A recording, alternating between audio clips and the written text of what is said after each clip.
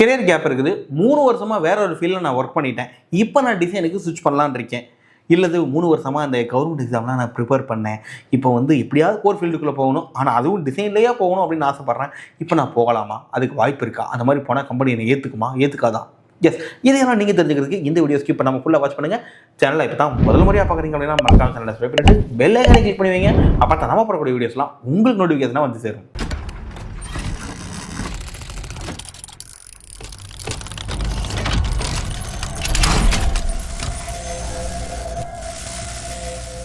Welcome friends, உங்கள் KK from MEC. அதாகப்பட்டது என்ன மக்களே, இன்றைக்கி வந்து பார்த்திங்கன்னா நிறையா கால்ஸ் எனக்கு வந்த வேணிக்கு இருக்குது. இது எல்லாமே என்னவாக இருக்குது அப்படின்னா, ஆல்ரெடி ஒரு 2 இயர்ஸ் நான் ஃபீல்டுக்குள்ளே ஒர்க் பண்ணிட்டேன், ப்ரொடக்ஷனில் ஒர்க் பண்ணிட்டேன். பட் எனக்கு பெருசாக க்ரோத் இருக்கிற மாதிரி தெரியல. இப்போ நான் டிசைன் ஃபீல்டுக்கு ஸ்விட்ச் பண்ணணும், நான் பண்ணலாமா அப்படின்னு ஒரு கேள்வி. இன்னும் சில பேர் என்னென்னா, சார் ஆல்ரெடி கவர்மெண்ட் எக்ஸாம்லாம் ப்ரிப்பேர் பண்ணிகிட்டு இருந்தேன், எதுவும் செட் ஆகலை, இப்போ நான் ஃபீல்டு மாற்றணும், பட் டிசைனில் தான் போகணும்னு ஆசைப்பட்றேன், இப்போ நான் போக முடியுமா, ஏஜ் எல்லாம் பிரச்சனை இல்லையா இப்படின்னு ஒரு கேள்வி வருது. இன்னும் சில பேர், சார் நான் வெவ்வேறு ஃபீல்டில் ஒர்க் பண்ணிட்டேன், நம்ம மெக்கானிக்கல் ஏரியாவே நான் வேலை செய்யலை, நான் வேலை செஞ்சது எல்லாமே வந்து பார்த்திங்கன்னா ஃபினான்ஸில் வேலை செஞ்சேன், அடுத்து சேல்ஸில் வேலை செஞ்சேன், இந்த மாதிரி வெவ்வேறு ஃபீல்டில் வேலை பார்த்துட்டேன், பிஸ்னஸ் கூட பண்ணிக்கிட்டு இருந்தேன். இப்போ நான் ஃபீல்டுக்குள்ளே எப்படியாவது நான் போகணும், என் சுச்சுவேஷன் அப்படி இருக்குது, அப்படி போகணுன்னா நான் டிசைன் ஃபீல்டுக்குள்ளே போகலாமா? அதுக்காக தான் காத்துனுக்கிறேன். இதெல்லாம் கேள்வி வருதுங்கய்யா. ஐயா, இந்த எல்லா கேள்விக்கான பதில் தான் இந்த வீடியோ. என்னன்னு பார்த்தீங்க அப்படின்னா, இப்போது ஃபீல்டை சேஞ்ச் பண்ணுறீங்க அல்லது ஃபீல்டை ஸ்விட்ச் பண்ணுறீங்க அப்படின்னா, நீங்கள் முதல்லையே ஃபஸ்ட்டு உங்களுக்கு இருக்கக்கூடிய பெரிய சிக்கல், பெரிய டிஸ்அட்வான்டேஜ் என்னவாக இருக்கும் அப்படின்னா இதுதாங்கய்யா. என்னென்னா, இன்றைக்கி நீங்கள் ஃபீல்டை வேறு ஃபீல்டு இருந்தோ இல்லை வேலையே பக்கம் இப்போ நீங்கள் டிசைன் ஃபீல்டுக்குள்ளே வர்றீங்கன்னா எல்லாம் கற்றுக்கிறீங்கன்னே வச்சுக்கிடுவோம். எல்லாம் தெரியும், எல்லாம் கற்றுக்கிட்டீங்க. இந்த கற்றுக்கிட்டதை வச்சு நீங்கள் ஃபீல்டுக்குள்ளே போகலாம் அப்படின்னு யோசிச்சிங்கன்னா உங்களை ஒரு ஃப்ரெஷராக தான் கன்சிடர் பண்ணுவாங்க. அது உங்களுக்கு ஓகேவா அப்படின்னு யோசிச்சுக்கோங்க. அது முடியாது. எஸ், ஒரு ஃப்ரெஷராக தான் கன்சிடர் பண்ணுவாங்க. அப்படின்னா என்ன அர்த்தம் தெரியுமா? எஸ், அதான் சம்பளம் தான், வேறோடு கிடையாது. ஃப்ரெஷராக போனீங்கன்னா ஒரு 18,000 25,000 ரேஞ்சில் தான் உங்களுடைய சேலரி இருக்கும். இது உங்களுக்கு ஓகேவா? ஆல்ரெடி ஒர்க்கே போகாமல் இது வரைக்கும் எக்ஸாம்லாம் ப்ரிப்பேர் பண்ணிட்டு இருக்கிறவங்க ஜஸ்ட் இதெல்லாம் ஓகே பண்ணி ஈஸியாக கண்டிப்பாக போயிடுவாங்க, பிரச்சனை இல்லை. ஆனால் ஆல்ரெடி ப்ரொடக்ஷனில் நீங்கள் ஒர்க் பண்ணுற நீங்கள் ஒரு 28,000 30,000 அப்படி சம்பளம் வாங்கிட்டு இருக்கிற நீங்கள் இப்போ நீங்கள் இந்த கரியர் ஸ்விட்ச் பண்ணுறீங்கன்னா உங்களுக்கு சேலரியே வந்து பார்த்தீங்கன்னா நான் சொன்னேன் 18 to 25 தான் இருக்கும். ஸோ நீங்கள் அந்த சேலரிலேருந்து இந்த சேலரிக்கு ஒர்க் பண்ணுறதுக்கு ரெடியா அப்படிங்கிறத யோசிச்சுக்கோங்க. ஏன்னா இது ரெடினா மட்டும்தான் இப்போ ஃபீல்டே நீங்கள் ஸ்விட்ச் பண்ணணும். ஏன்னா நிறைய பேர் நினச்சிக்கிறது என்னன்னா, ப்ரொடக்ஷனில் 5 வருஷம் எக்ஸ்பீரியன்ஸ் ஆயிடுச்சு, இப்போ நான் டிசைன் படித்தேன்னா அப்படியே எனக்கு 5 வருஷம் ப்ளஸ் டிசைனும் எனக்கு தெரியும், இப்போ நான் ஃபீல்டுக்குள்ளே மாற்றினா எனக்கு டோட்டலாக ஒரு 5 வருஷம் எக்ஸ்பீரியன்ஸுக்கு சம்பளம் பார்க்கும்போதே இப்போ நான் 30,000 வாங்கிட்டு இருக்கேன், அடுத்த கம்பெனிக்கு போனால் 40,000 கொடுத்துருவாங்கன்னு நினச்சிங்கன்னா நீங்கள் டிசைன் ஃபீல்டுக்குள்ளே மாறும்பொழுது இங்கே உங்களை ஃப்ரெஷராக கன்சிடர் பண்ணுவாங்க. அவ்வளோதான், நம்மளை முடிச்சு விட்டீங்க போங்க.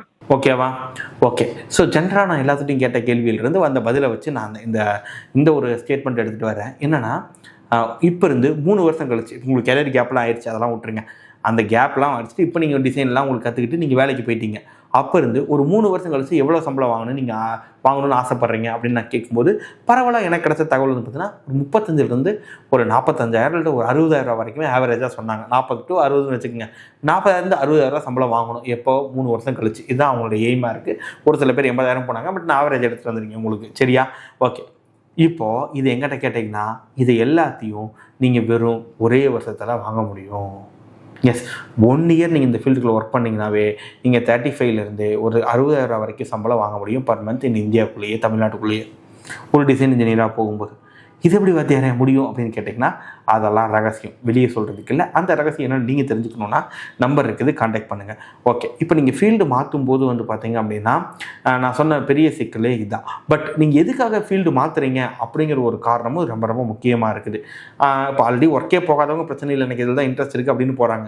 பட் ஆல்ரெடி ப்ரொடக்ஷன்லையோ இல்லை மேனுஃபேக்சரிங்லையோ ஒர்க் பண்ணிவிட்டு இல்லை குவாலிட்டிலேயே ஒர்க் பண்ணிவிட்டு இப்போ நீங்கள் டிசைன் ஃபீல்டு மாற்றுறதுக்கு காரணம் என்னவாக இருக்கும் அப்படின்னா, ஜென்ரலாக எல்லோரும் சொல்கிறது, சார் ஷிஃப்ட் பேசிஸ் ஒர்க்கு நம்மளுக்கு செட் ஆகலே அப்படின்னு ஒன்று. சார் க்ரோத்து இப்படியே நின்றுச்சு, இதை விட பெருசாக நான் க்ரோத் ஆகணும்னு. பட் அப்படி நீங்கள் நினச்சி போகும்போது உங்களுக்கு இங்கே மறுபடியும் ஸ்டார்டிங் பாயிண்ட்லேருந்து ஸ்டார்ட் பண்ணுறதுனால நான் சொன்ன மாதிரி இனிஷியல் சேலரி கொஞ்சம் கம்மியாக இருந்தாலும் அக்செப்ட் பண்ணிட்டு நீங்கள் ஒர்க் பண்ண முடியுமா அப்படிங்கிறத நீங்கள் ஒரு டைமுக்கு, 2 டைமுக்கு, 3 டைமுக்கு, 4 டைமுக்கு, 5 டைமுக்கு யோசிச்சிருங்க. சரியா? ஒன்ஸ் திருப்பி இதில் காலை வச்சிருக்கீங்கன்னா திருப்பி எடுக்கப்படாது. ஏன்னா ஆல்ரெடி நம்ம 3 வருஷம் வேறு ஃபீல்டு ஒர்க் பண்ணிட்டோம். சரியா? திருப்பி இந்த ஃபீல்டுக்குள்ளேயும் வந்துட்டு திருப்பி இங்கே போகலாமா அங்கே போகலாமா இந்த மதில் மேல் பூனை மாதிரியே இருந்தீங்கன்னா செட் ஆகாதுங்க ஐயா.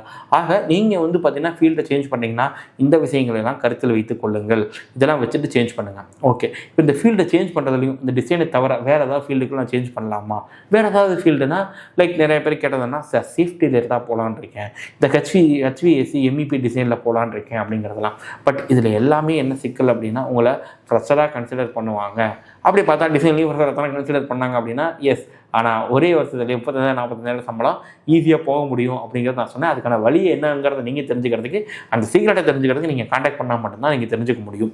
ஓகே, அதனால் மற்ற ஃபீல்டுகளெல்லாம் போனீங்கன்னா இதெல்லாம் நடக்காது. திருப்பி ஃப்ரெஷராக இருந்து திருப்பி ஃபஸ்ட்லேருந்து நீங்கள் வந்து சீராட்டி சோறு ஊட்டி வளர்த்து திருப்பி எல்லாம் பண்ணிட்டு வரும்போது வேற ஏதாவது கொத்திட்டு போயிடுவா அப்படிங்கிற மாதிரி சந்தான காவடி மாதிரி தான் நடக்குங்க ஐயா. அதனால் நீங்கள் ஃபீல்டை சேஞ்ச் பண்ணும்போது இந்த விஷயங்கள்லாம் கருத்தில் கொள்ளுங்கள்.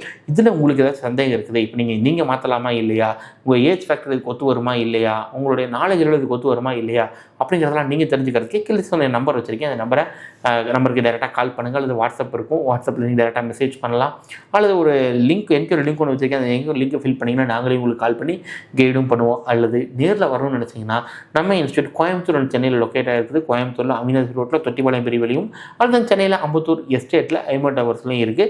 ஸோ நீங்கள் விசிட் பண்ணிங்கன்னா உங்களுக்கான ஒரு கரியர் கைடன்ஸும் ஒரு ரோடு மேப்பும், இப்படி நீங்கள் போகிறதுக்கான ஒரு ரோடு மேப்பும் உங்களுக்கு கிடைக்கும். இதுக்கெல்லாம் நாங்கள் காசு வாங்க மாட்டேங்க, இதெல்லாம் நாங்கள் ஃப்ரீயாக தான் பண்ணுறோம். வேறு எதாவது டவுட்னா கான்டாக்ட் பண்ணுங்கள். Thank you so much.